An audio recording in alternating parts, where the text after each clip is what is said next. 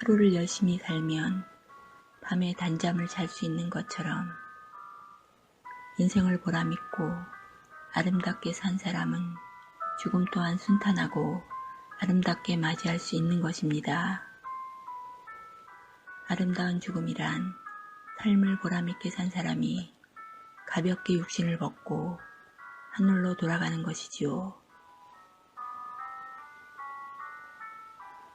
보람있는 삶을 살지 않은 사람이 아름다운 죽음을 맞이하기란 참으로 어려운 일입니다. 보람있게 산다는 것은 먼저 자신을 사랑해야 하며 이웃을 사랑하고 자연을 사랑하고 하늘을 사랑하며 산 사람들입니다.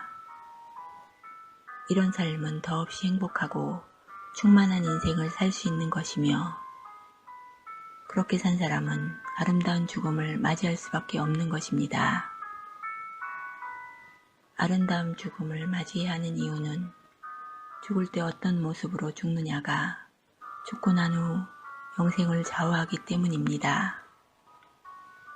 죽는다는 것을 다른 말로 돌아간다로 표현하기도 하는데 이 말 속에는 왔던 곳으로 돌아간다는 의미가 있습니다. 이번 생에 몸을 받고 지상에 태어나 때가 되면 돌아가는 것이 죽음이기 때문에 삶을 여행이라고 볼 수 있습니다. 여행이라는 관점에서 보면 영혼인 나가 육체라는 옷을 입고 지구별로 여행 온 것이라고 할 수 있지요. 죽음은 여행을 마치고 영혼의 세계로 돌아가는 귀환이라고 할 수 있습니다. 우리가 지구별로 여행을 온 목적은 경험을 통한 배움이라고 할 수 있으며 이 여행 목적에 충실할 때 가능한 것입니다. 반면 아름답지 못한 죽음이란 비명행사하거나 치매에 걸려 오랜 세월을 자신도 고통받고 주변 사람에게도 고통을 주고 죽는 것을 말합니다. 이들은 예외 없이 하늘의 뜻은 모른 채 자기 위주의 이기적인 삶 또는 자신의 틀 속에 갇힌 삶을 살았던 이들로 하늘의 버림을 받았기에 그토록 추하고 격렬하고 아름답지 못한 죽음을 맞이하는 것입니다. 아름다운 죽음이란 크게 세 가지로 나누어 이야기할 수 있습니다. 첫째는 육체적 건강입니다. 죽기 직전까지 몸과 마음이 건강하게 살다가 죽는 것이 아름다운 죽음입니다. 몸져 누워 고생하다가 혹은 치매에 걸려 고통받다가 추한 모습으로 주변 사람들에게 각인시킨 채 죽는 것은 당연히 아름다운 죽음이 아닙니다. 몸져 누워 고생을 하거나 치매에 걸려 주변 사람들에게 추한 모습을 보이지 않으려면 건강한 음식, 즉 채식 위주의 식생활을 할 필요가 있습니다.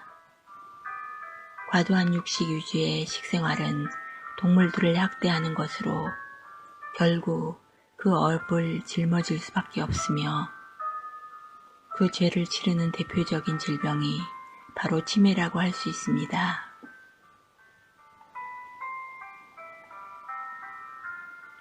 둘째는 감정 상태가 맑고 평안한 상태이다가 죽는 것을 말합니다.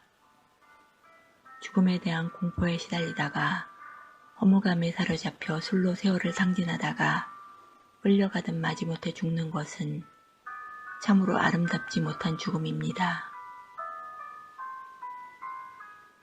사후세계에 대한 지식이 생긴다고 해서 그것이 죽음에 대한 두려움과 허물을 곧바로 없애주는 것이 아닌 것은 그러한 지식이 오히려 두려움과 허물을 더 키워줄 수도 있는 것입니다.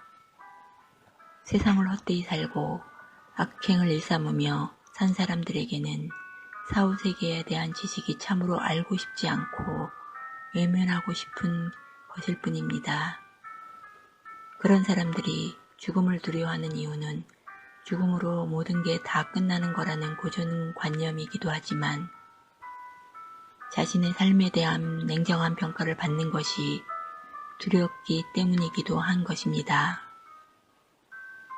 따라서 죽음의 두려움에서 벗어나는 것은 진실로 이제까지의 삶을 참된 마음의 눈으로 돌이켜보고 반성할 것은 반성하고 어떻게 사는 것이 보람있게 사는 것인지 진심으로 깨닫고 실천하며 사는 것입니다.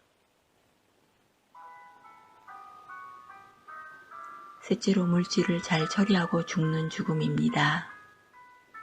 자신이 살아생전에 썼던 물건들, 가졌던 재산들, 육신을 잘 처리하고 가는 것을 말합니다.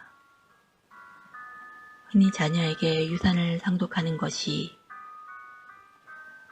자녀에게 악을 행하게 하는 경우가 많기 때문에 유산 상속 문제를 잘 매듭짓고 가야 합니다.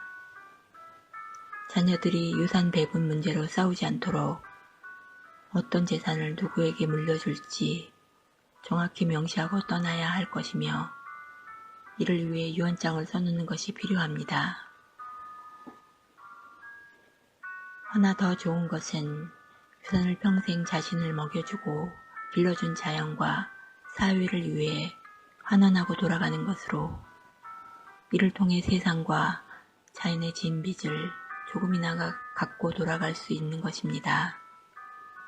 지구에 태어나 한평생을 살고 가는 사람들은 자연에, 세상에, 하늘에 엄청난 빚을 남기고 가는 사람들입니다.